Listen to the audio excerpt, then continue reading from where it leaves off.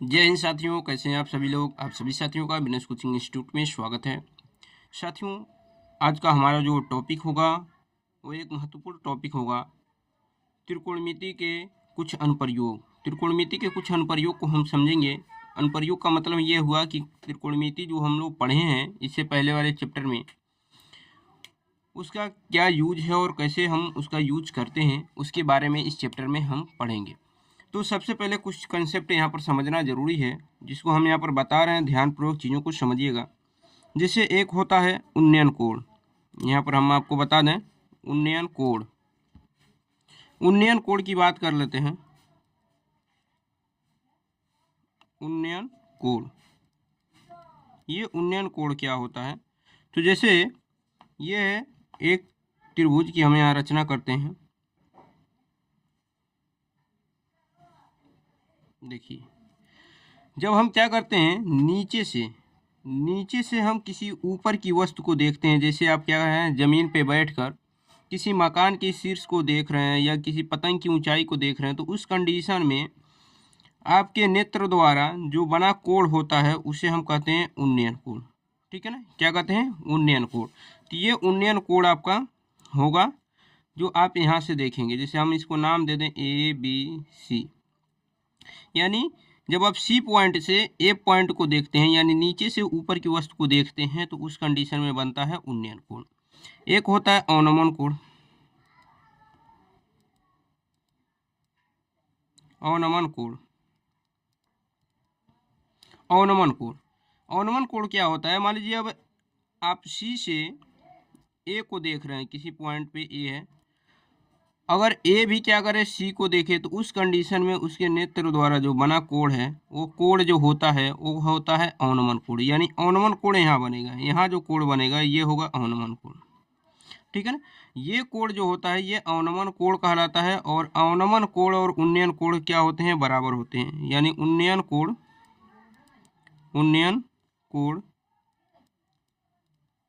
बराबर अवनमन कोण।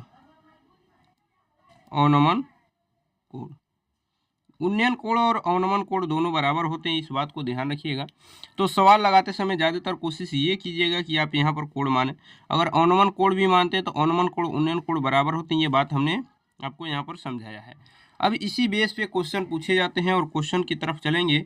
इससे पहले हम देखेंगे कि क्वेश्चन जो है 9.A1 का हम लोग क्वेश्चन को सॉल्व करेंगे। तो यहाँ पर 9.1 के जो भी क्वेश्चन होंगे हम पढ़ेंगे, उसका सॉल्यूशन यहाँ पर करके दिखाएंगे। तो इसलिए आप वीडियो को स्किप मत कीजिए, और चैनल पे अगर नए हो तो चैनल को जरूर सब्सक्राइब कर लें, ताकि जो भी वीडियो हम आप लोग अपलोड करें उसकी नोटिफिकेशन आप तक पहुँचे और आप अपनी तैयारी को मजबूत कर सकें। तो चलते हैं पहले क्वेश्चन की तरफ। पहला क्वेश्चन देखेंगे। देखिए, पहला क्वेश्चन क्या है? पहला क्वेश्चन है कि सर्कस का एक कलाकार एक 20 मीटर लंबी डोरी पर चढ़ रहा है। देखिए, यहाँ पर हम 20 मीटर लंबी डोरी बनाए हैं, इस पर क्या कर रहा है? चढ़ रहा है। आगे कह रहा है कि जो अच्छी तरीके से तनी हुई है और भूमि पर सीधे लगे खंभे से शिखर से बंधा हुआ है। यहाँ पर एक खंभा है AB, इसके शिखर से बंधा हुआ ये डोरी AC। ठीक है, यदि भूमि स्तर से डोरी द्वारा बनाया गया कोण 30 अंश हो, यहाँ से भूमि स्तर से बनाया गया कोण कितना है? 30 अंश है। तो खंभे की ऊंचाई बताइए। यानी इस खंभे की ऊंचाई, और खंभे की ऊंचाई क्या है? AB है।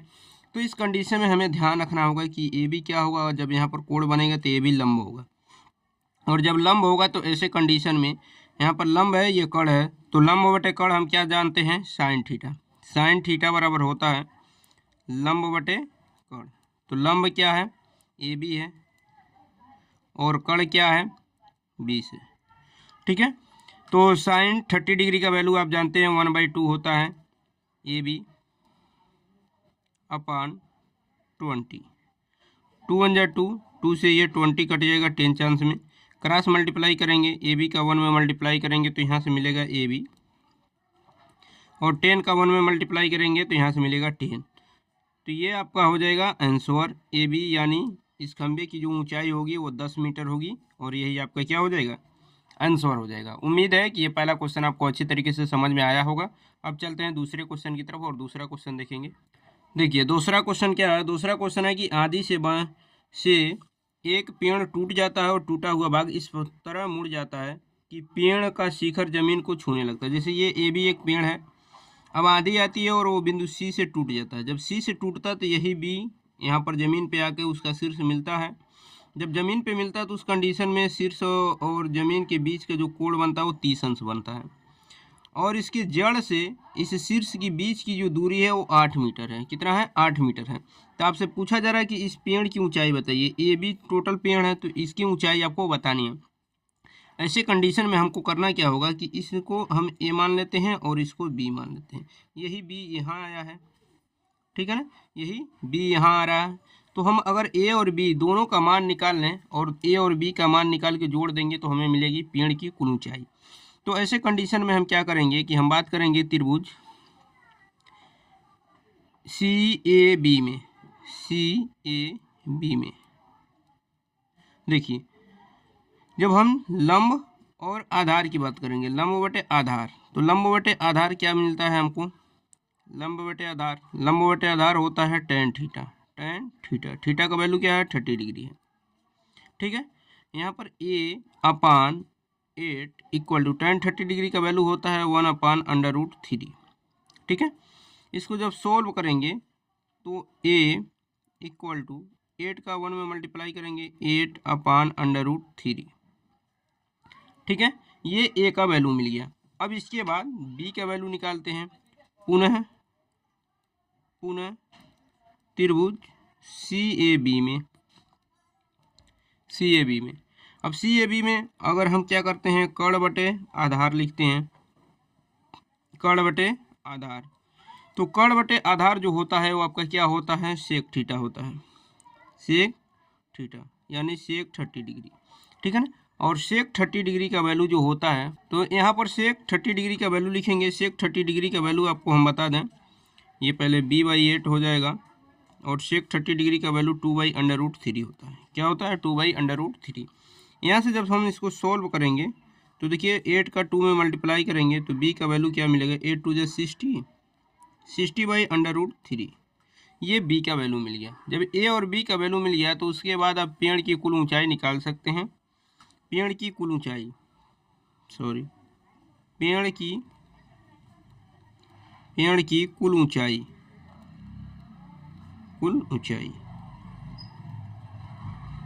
यहाँ पर पेड़ की कुल ऊंचाई निकालनी है। तो पेड़ की कुल ऊंचाई क्या है? a plus B. तो a का वैल्यू क्या है? 8 अपान √3 और b का वैल्यू क्या है? 60 अपान √3। जब इनको जोड़ेंगे तो क्या मिलेंगे? दोनों का डिनोमिनेटर इक्वल है तो √3 लिखेंगे। 60 और 8 क्या होगा? 24। ये 24 अपान √3 मीटर है। लेकिन आप आंसर यहीं पे समाप्त नहीं करेंगे, इसका प्रमेयीकरण कर दीजिए। 24 √3 का नीचे और ऊपर मल्टीप्लाई करेंगे तो ऊपर √3 हो जाएगा, नीचे √3 का मल्टीप्लाई होगा 3 हो जाएगा। 3 से 24 कट जाएगा 8 चांस में, और यहाँ से आपको क्या मिलेगा? यहाँ से मिलेगा 8 √3 मीटर, ठीक है ना। तो 8 √3 मीटर ये आपके आंसर हो जाएंगे। तो उम्मीद है कि ये चीज़ें आपको बहुत अच्छी तरीके से क्लियर हो गई होंगी। उसके बाद अगले क्वेश्चन की तरफ चलेंगे और अगले क्वेश्चन को समझेंगे। देखिए, ये सारे क्वेश्चन जो होते हैं एग्जाम में पूछे जाने वाले क्वेश्चन होते हैं, इसलिए वीडियो को आप बिल्कुल भी स्किप मत कीजिए और पूरे वीडियो को लास्ट तक देखिए और समझिए। चलते हैं अगले क्वेश्चन की तरफ। क्वेश्चन नंबर 3 इस प्रकार है कि जो एक ठेकेदार बच्चों को खेलने के लिए एक पार्क में 2 फिसलन पट्टी लगाना चाहता है। 5 वर्ष से कम उम्र के बच्चों के लिए वह एक ऐसी फिसलन पट्टी लगाना चाहता है जिसका शिखर 1.5 मीटर ऊंचाई पर हो और भूमि से 30 अंश का कोण बनाए। देखिए, यहाँ पर BC जो है ये 1.5 मीटर ऊंची पर है और यहाँ पर D से जो कोण बन रहा है वो 30 अंश का बन रहा है और यही फिसलन पट्टी है। उसके बाद आगे कह रहा है क्वेश्चन में, जबकि इससे अधिक उम्र के बच्चों के लिए वह 3 मीटर ऊंचाई पर एक अधिक ढाल की फिसलन पट्टी बनाना चाहता है। अब यहाँ से लेके यहाँ तक 3 मीटर की ऊंचाई हो जाएगी और यहाँ से एक फिसलन पट्टी बनाता है जिसका कोण होता है 60 अंश, जो 5 वर्ष से अधिक उम्र के बच्चों के लिए है। आगे क्वेश्चन में कह रहा है कि जो भूमि के साथ 60 अंश का कोण बनाता है, यहाँ पर 60 अंश का कोण हो गया। कह रहा है प्रत्येक स्थिति में फिसलन पट्टी की लंबाई बताइए, यानी हमें लंबाई बताना है फिसलन पट्टी की, यानी BD की लंबाई बतानी है और फिर AD की लंबाई बतानी है। तो ऐसे क्वेश्चनों को सॉल्व कैसे करते हैं? हम यहाँ पर इसको मान लेते हैं A मान लेते हैं, इस वाले को A मान लेते हैं और इस वाले को B मान लेते हैं, यानी A और B की मान हमें बता देना है अलग अलग। तो सबसे पहले हम बात करेंगे त्रिभुज BCD में, BCD में। अब देखिए आपको ए का मान बताना है, तो लंब बटे कर्ण क्या बनता है आपका, लंब बटे कर्ण जो बनता है वो बनता है साइन थीटा, और थीटा का वैल्यू कितना है 30 डिग्री। ये है 1.5, नीचे है ए। साइन 30 डिग्री का वैल्यू होता है 1/2। ए का 1 में मल्टीप्लाई करेंगे ए, और 2 का 1.5 में मल्टीप्लाई करेंगे, हो जाएगा 13 यानी 3। तो ए का जो वैल्यू आया वो आया 3 मीटर। कितना आया 3 मीटर। अब उसके बाद पुनः हम बात करेंगे त्रिभुज ACD में, ठीक है ना। अब ACD की अगर बात हम करते हैं तो देखिए थोड़ा सा फिगर को दिखना चाहिए। चलिए ACD पहले फिगर की बात कर लेते हैं।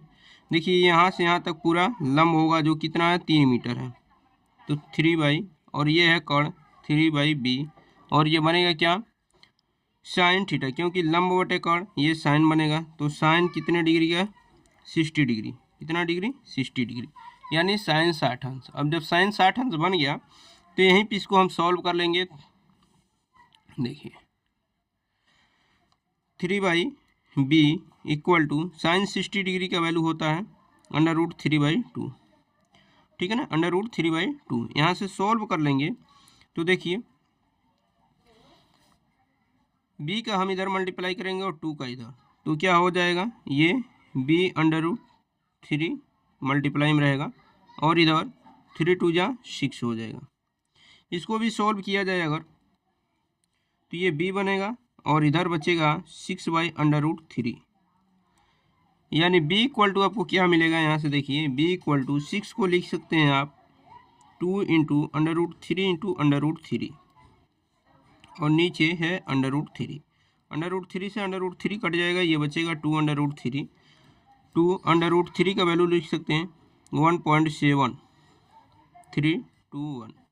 यहीं से मल्टीप्लाई कर देंगे तो आपको वैल्यू मिलेगा 2 1 जा 2, 2 2 जा 4, 2 3 जा 6, 2 7 जा 40, 2 1 जा 2 और 1 3, यानी 3.462 मीटर। ये आपका आंसर हो जाएगा। तो उम्मीद है कि ये सारी चीज़ें आपको बहुत अच्छी तरीके से समझ में आ गई होंगी।